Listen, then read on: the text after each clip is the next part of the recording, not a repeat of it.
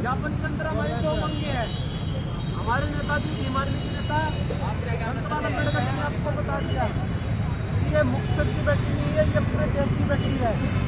24 साल की है, विवाहित अपने परिवार का गुजारा करने वाली एक नर्स, जिसकी संदिग्ध परिस्थितियों में कथित तौर पर हत्या हुई है। हम पुलिस की बात का विश्वास कर लेते हैं कि उसने आत्महत्या की। पुलिस ने आत्महत्या की एफआईआर कहां दर्ज की और पुलिस इस निर्णय पर कैसे पहुंच गई कि उसने आत्महत्या की है। पुलिस का इस तरह का दलित विरोधी और महिला विरोधी रवैया कतई भी स्वीकार नहीं है। मेडिकल की पोस्टमार्टम की जो रिपोर्ट है उसके अंदर 6 चोटें बताई गई है, कंधे के ऊपर और सर के ऊपर। हेमाटोमा मतलब कोई लाठी या डंडे की एकदम से जान से मारने की नियत से अगर सर में चोट मारी जाए तो होता क्या है कि यहाँ पर जो मेडिकल के अंदर आए हुआ मरने वाली लड़की दुर्गा देवी का जो राइट साइड का जो पोर्शन है ये किसी भारी चीज के कारण क्षतिग्रस्त हुआ है और ये बैठ गया है। बैठने के कारण इस हिस्से के अंदर पानी जमा हो गया है। हम कहते हैं कि वो गिर गई। आपकी बात पे विश्वास कर ले। आप आगे तो बढ़िए पुलिस, आदमपुर की पुलिस, आप निर्णय पे कैसे पहुंची कि दुर्गा देवी ने आत्महत्या की है। आत्महत्या किन परिस्थितियों में की, किसकी वजह से की, आप इस बात की बेटा भराई परिवार की करनी चाहिए। इसलिए जो ये पुलिस की थ्योरी है कि आत्महत्या की गई है, भीम आर्मी आजाद समाज पार्टी इसको सिरे से खारिज करती है कि बिना जांच के आप लोग इस तथ्य पे पहुंच गए।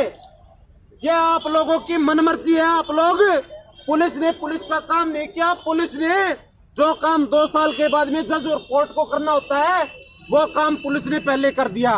मुकदमा दर्ज नहीं किया और अनाउंसमेंट कर दी कि इस मामले में आत्महत्या हुई है। हमको ये कतई स्वीकार नहीं है। पुलिस के ऊपर हिसार के अंदर खास करके नए साल के ऊपर बड़े बड़े बवंडर हुए हैं। डाबड़ा गांव का मामला चल रहा था, उसमें हमारे एक डीएसपी साहब का नाम आ गया। आर्यनगर के अंदर एक ग्राम सचिव था, उसका कथित तौर पे जो भी हुआ उसके अंदर पुलिस की भूमिका आई। आज पुलिस आदमपुर बैल के एसएचओ के ऊपर 302 का मुकदमा दर्ज हुआ। आदमपुर के थाने की पुलिस भी उससे बाहर नहीं है। 1 महीना हो चुका है। एक शेड्यूल कास्ट की लड़की जो नर्स थी, अपने परिवार का गुजारा करती थी, उसकी कथित तौर पर हत्या हुई। लेकिन हत्या हुई, आत्महत्या हुई, जांच का विषय था। पुलिस ने एफआईआर तक दर्ज नहीं की। यह बड़ी गौर निंदनीय बात है साथियों। परिवार ना हिंदी जानता ना अंग्रेजी जानता, ये पंजाबी केवल बोल लेते हैं। पंजाबी लोगों को पढ़नी भी नहीं आती क्योंकि ये लोग रेडी लगाने का काम करते हैं, पढ़े लिखे लोग नहीं है। जब इनको पता लगा कि इनकी बेटी का सुसाइड हो गया, हत्या हो गई, ये लोग घबरा गए थे।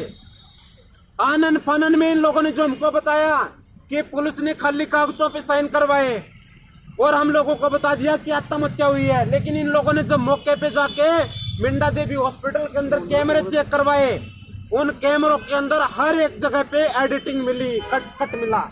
लगातार कोई भी सीसीटीवी फुटेज नहीं है। रस्सी जो बताई जाती है वो रस्सी, उसमें शरीर पे कहीं भी घाव नहीं है। मामला काफी संदेहजनक है। हत्या करने वाला पलायन से भी कर सकता है और एकदम भी की हो सकती है। अगर सुसाइड भी है तो सुसाइड किस व्यक्ति की वजह से किया, पुलिस को बताना चाहिए। लेकिन पुलिस 1 महीने बाद भी हाथ खाली है। इसलिए हम चाहते हैं, परिवार ने यह ज्ञापन तैयार किया है। इस ज्ञापन के अंदर एडीजी साहब के नाम ज्ञापन है ये, जो हरियाणा के मुख्यमंत्री, गृह मंत्री और डीजीपी साहब को भेजा जाएगा। इसके अंदर 2 डिमांड है। एक डिमांड ये कि 30 दिन के बाद भी अगर आदमपुर पुलिस इस पर कोई कार्रवाई नहीं करती है, पीड़ित परिवार के द्वारा एसएचओ आदमपुर को मिलकर शिकायत दी गई, पीड़ित परिवार के द्वारा एडीजीपी श्रीकांत यादव जी को आके शिकायत दी गई, उसके बावजूद भी इस मामले में एफआईआर दर्ज नहीं हुई, तो ये पुलिस, हिसार की पुलिस दलितों के मामले में कतई कार्रवाई करने के मूड में नहीं है। ये मामला मुख्यमंत्री जी, गृह मंत्री जी, डीजीपी साहब अपने संज्ञान में ले और इस मामले को स्टेट क्राइम ब्रांच को सौंपे। दूसरा कि आदमपुर एसएचओ ने एडीजीपी ऑफिस की फाइल भेजी हुई इस मामले की, उस मामले में भी गंभीरता नहीं दिखाई। पीड़ित परिवार ने जो शिकायत दी उसमें भी गंभीरता नहीं दिखाई। अपनी ड्यूटी पे लापरवाही बरती, अपने कर्तव्य का ठीक से पालन नहीं किया। हम एसएचओ के तबादले की मांग करते हैं और उनके खिलाफ डिपार्टमेंटल इंक्वायरी की हम डिमांड करते हैं। हमारी 2 डिमांड प्रमुख है साथियों। पुलिस प्रशासन इस मामले को गंभीरता से लेता है, संज्ञान लेता है। आत्महत्या है, हत्या है, वो जांच का विषय है। बगैर जांच किए, बगैर एफआईआर किए आप किस नतीजे पर कैसे पहुंच गए? परिवार और बीमार में आजाद समाज पार्टी इस बात से कतई संतुष्ट नहीं है। इसलिए हम लोग अपना ज्ञापन देने और ज्ञापन कम शिकायत देने के लिए आए हैं, जिस पे मृतक की मां और बीमार मेरे परिवार के लोगों के हस्ताक्षर साथियों। उसके बाद हम लोग चौधरी छोटूराम जी की प्रतिमा है, उस प्रतिमा पे सांकेतिक धरना लगाएंगे, वहां बैठेंगे। घंटा 2 घंटा हम अपना रोष वहां जाहिर करेंगे बैठ के। तो ज्ञापन लेने के लिए जो हमारे यहाँ पे अफसर आए हैं, हम उनको ज्ञापन देंगे। उनसे पहले हमारे आपको कैसे लगा कि उसकी हत्या की गई? क्या कारण है? लग ही रहा है। कैसे कारण तो होगा? ये देखिए ना सर, ये नीचे ये देख लिए, ये यहाँ पे होगी, इसमें देखिए। जैसे मौके पे अगर डेथ होने के बाद 4 दिन बाद मेरे को पता लगा, समाज की तरफ से मैं प्रेसिडेंट हूँ, वाइस प्रेसिडेंट हरियाणा में, तो मैं बता रहा हूँ कि इन्होंने बुलाया मुझे। वहाँ पे पोजीशन देखी मैंने, जाके वहाँ पे जाकर फोटो वगैरह देखी है, और जो रिपोर्ट बता रही है उस रिपोर्ट में ये लिखा गया भी चोट मरने से पहले लगी है। और सुसाइड करने वाला आदमी अपने आप को जख्मी करेगा तो फांसी कैसे लेगा?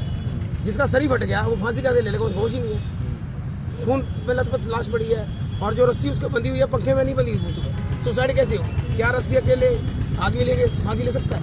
खुद को फांसी नहीं ले सकता चोट लगाकर। तो श्योर अभी ये मतलब हत्या की गई। अब एडीजीपी पे विश्वास है ना आपका? हमें बिल्कुल विश्वास है और हमें न्याय की पूरी उम्मीद है। तो तमाम लोग इस समय जितने भी देख पा रहे पूरा मामला